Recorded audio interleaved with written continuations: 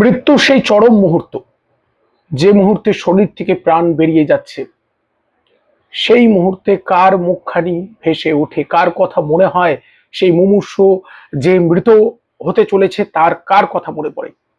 স্বামীকে সে খুব ভালোবাসতো, স্ত্রীকে সে খুব ভালোবাসতো, সন্তান আপনজন কার মুখখানি মনে পড়ে, আজকে আলোচনা হবে।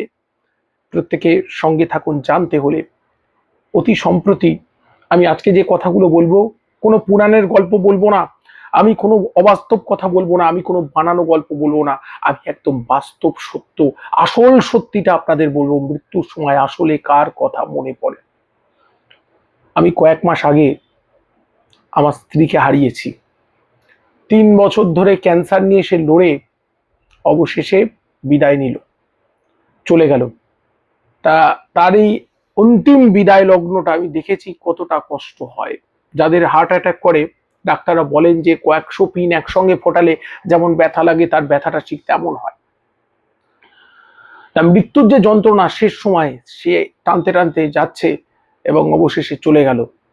এ কি বিভৎস! যার হয়েছে সেই জানে মৃত্যুর যন্ত্রণাটা। কিন্তু এই যে তার ফাইনাল চলে যাওয়ার আগে বেশ কয়েকবার এমন হয়েছে যে সে তখনই চলে যাবে, কিন্তু যায়নি, ফিরে এসেছে। তা যখন ফিরে এসেছে আবার কথা বলেছে, আমি তাকে জিজ্ঞাসা করেছিলাম, কি গো, ওই মুহূর্তটায় তোমার কেমন তখন হচ্ছিল, কতটা কষ্ট হচ্ছিল?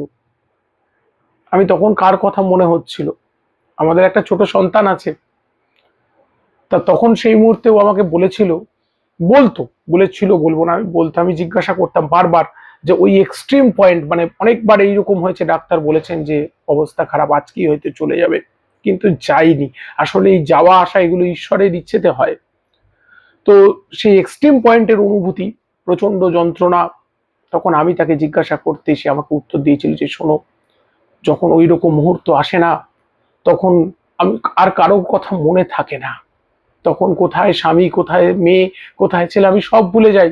তখন শুধু মনে হয় এই দেহটাই যেন আমার কাছে বদ্ধ, এর থেকে বেরিয়ে গেলে যেন মুক্তি পাই, এই যন্ত্রণা থেকে মুক্তি পাই। আমি জীবনে একটা বাস্তব জিনিস শিখেছিলাম যে সত্যিই তাহলে মৃত্যুর সময়টায় কারোর কথা মনে হয় না। ওই যে এক্সট্রিম যন্ত্রণা, আসলে আমাদের শরীরে একটা চামড়া একটা জায়গায় উঠে গেলে সেটাকে আরো টানলে কতটা যন্ত্রণা লাগে ভাবুন। তাহলে ঠিক তেমন, যে প্রবল যন্ত্রণার মধ্যে দিয়ে সে যখন বেরোয়, তখন সে চায় শুধু মুক্তি, সে চায় শুধু পরিশ্রান্তি, সে চায় এই দেহবন্ধন থেকে আমাকে মুক্ত করো। কারোর কথা কিন্তু মনে হয় না তখন। সেই মুহূর্তে সে তার প্রিয়জন সবাইকে ভুলে যেতে শুরু করে। আর এটাই সত্য তো, এই মৃত্যু দেহের বাইরে বেরিয়ে যাওয়া মানে তার সাথে জাগতিক সম্পর্ক সমস্ত ছিন্ন হয়ে যাওয়া। জগতে তার যা ছিল সমস্ত ছিন্ন হয়ে গেল। এবার সে নতুন পথে গন্তব্য, নতুন পথে সওয়ার করবে, আবার যেখানে যাওয়ার সেখানে যাবে। তা এটি কথা। তাহলে এটা আমাদের জীবনে, আমি এই গল্পটা বললাম, শুনে কি লাভ হবে? আসলে তুমি কার, কে তোমার জগতে অভিনয় চলছে। জীবনের সার বস্তুকে সার করুন, বাকি অসারকে দূরে রাখুন।